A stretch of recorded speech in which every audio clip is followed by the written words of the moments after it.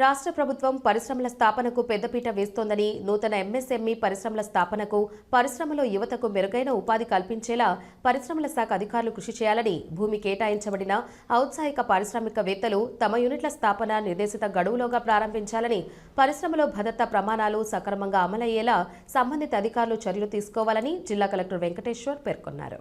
గురువారం సాయంత్రం స్థానిక కలెక్టరేట్లో జిల్లా పరిశ్రమల ఎగుమతుల ప్రోత్సాహక కమిటీ సమీక్షలో కలెక్టర్ మాట్లాడుతూ పీఎంఈజీపీ 2024-25 ఆర్థిక సంవత్సరానికి గాను లబ్ధిదారుల నుండి అందిన దరఖాస్తులను పరిశీలిస్తే 1278 దరఖాస్తులకు గాను 541 యూనిట్లు మంజూరు చేయగా 516 గ్రౌండింగ్ అయ్యాయని అధికారులు తెలుపగా, మిగిలిన వాటి మంజూరు కొరకు త్వరితగతిన చర్యలు తీసుకోవాలని ఆదేశించారు.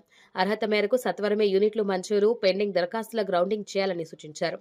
ఎంఎస్ఎంఈ సర్వే నిర్దేశిత గడువులోగా పూర్తి చేసేలా చర్యలు తీసుకోవాలని అన్నారు. సింగిల్ డెస్క్ విధానంలో ఏప్రిల్ 2024 నుండి ఫిబ్రవరి 19 నాటికి 2109 పరిశ్రమలకు గాను 2077 అనుమతులు ఇచ్చామని, మరో 22 పరిశీలనలో ఉన్నాయని తెలిపారు.